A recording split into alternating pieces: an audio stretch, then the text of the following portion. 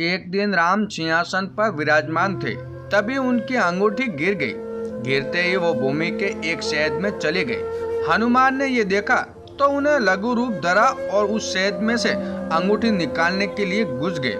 हनुमान तो ऐसे ही कि वो किसी भी छिद्र में घुस सकते हैं, चाहे वो कितना भी छोटा क्यों ना हो। छेद में चलते गए लेकिन उसका कोई अंत दिखाई नहीं दे रहा था। तभी अचानक वे पाताल लोक में गिर पड़े।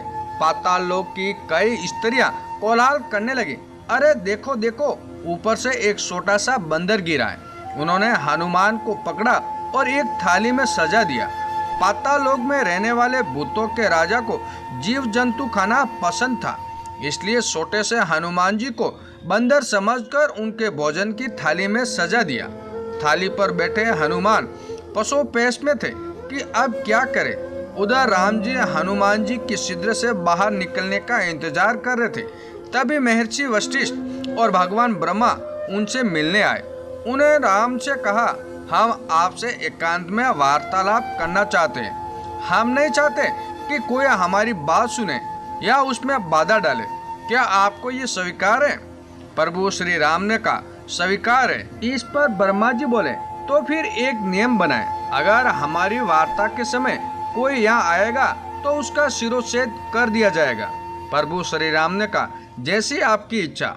अब सवाल ये था कि सबसे विश्वसनीय द्वारपाल कौन होगा जो किसी को भीतर न आने दे। हनुमान जी तो अंगूठी लेने गए थे। ऐसे में राम ने लक्ष्मण को बुलाया और कहा कि तुम जाओ और किसी को भी भीतर मत आने देना। लक्ष्मण जी को भली बातें समझाकर राम ने द्वारपाल बना दिया।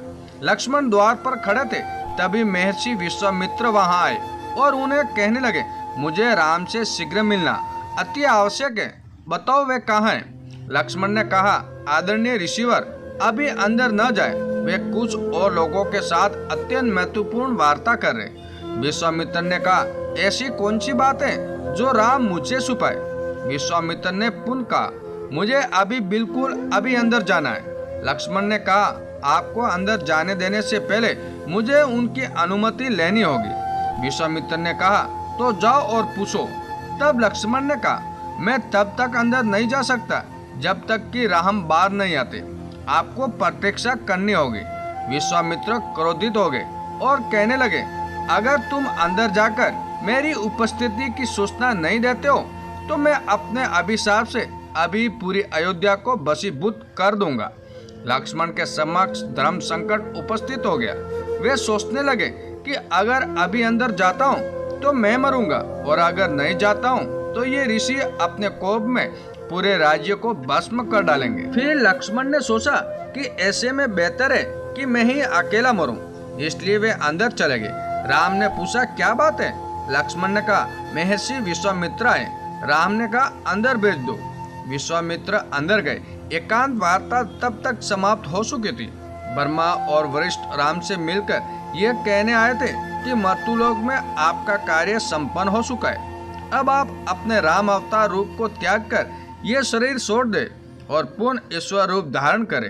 ब्रह्मा और वशिष्ठ ऋषि को यही कुल मिलाकर उन्हें कहना था, लेकिन लक्ष्मण ने राम से कहा था, भ्राताश्री, आपको मेरा शिरोच्छेद कर देना चाहिए। राम ने कहा, क्यों? अब हमें कोई और बात नहीं करनी थी तो मैं तुम्हारा शिरोच्छेद क्यों करूं? लक्ष्मण ने कहा, नहीं, आप ऐसा नहीं कर सकते। आप मुझे सिर्फ इसलिए छोड़ नहीं सकते कि मैं आपका भाई हूँ। ये राम के नाम पर एक कलंक होगा। मुझे दंड मिलना चाहिए क्योंकि मैंने आपके एकांत वार्तालाप में विध्वंस डाला है। यदि आप दंड नहीं देंगे तो मैं प्राण त्याग दूंगा। लक्ष्मण शेषनाग के अवतार थे जिन पर विष्णु शयन करते थे। उनका भी समय पूरा हो चुका था। वे सीधे सरयू नदी तक गए और उसके प्रवाह में विलुप्त हो गए। जब लक्ष्मण ने अपना शरीर त्याग दिया तो राम ने अपने सभी अनुयायियों और विभीषण, सुग्रीव और दूसरों को बुलाया और अपने जुड़वा पुत्र लव और कुश को राजसी अभिषेक की व्यवस्था की। इसके बाद राम भी सरयू नदी में प्रवेश कर गए। उधर इस दौरान हनुमान पाताल लोक में थे। उन्हें अनंत भूतों के राजा के पास ले जाया गया। उस समय वे लगातार राम का नाम दुआ रहे थे, राम राम राम। भूतों के राजा ने पूछा, तुम कौन हो? हनुमान जी ने कहा, मैं हनुमान। भूतराज ने पूछा, हनुमान, यहाँ क्यों आए हो? हनुमान जी ने कहा, श्री राम की अंगूठी एक छिद्र में गिर गई थी। मैं उसे निकालने आया हूँ। भूतों के राजा हंसने लगे और फिर उन्होंने इधर उधर देखा और हनुमान जी को अंगूठियों से भरी एक थाली दिखाई। थाली दिखाते हुए कहा, तुम अपने राम की अंगूठी उठा लो। मैं नहीं जानता कि कौन सी अंगूठी तुम्हारे राम की है। हनुमान ने सभी अंगूठियों को गौर से देखा और सिर को डुलाते हुए बोले, मैं भी नहीं जानता कि इनमें से कौन सी राम की अंगूठी है। सारी अंगूठियां एक जैसी दिखाई दे रही थी। भूतों के राजा ने कहा कि इस थाली में जितनी भी अंगूठियां हैं सभी राम की है, लेकिन तुम्हारे राम की इनमें से कौन सी है ये तो तुम्हें ही जानना होगा।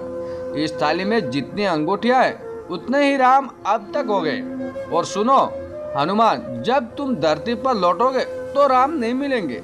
राम का ये अवतार अपनी अवधि पूरी कर चुका है। जब भी राम के किसी अवतार की अवधि पूरी होने वाली होती है उनकी अंगूठी गिर जाती है। मैं उन्हें उठाकर रख लेता हूँ। अब तुम जा सकते हो।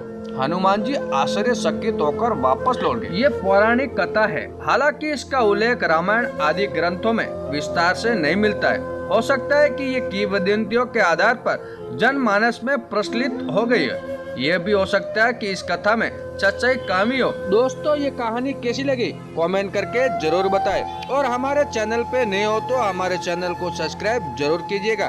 धन्यवाद दोस्तों।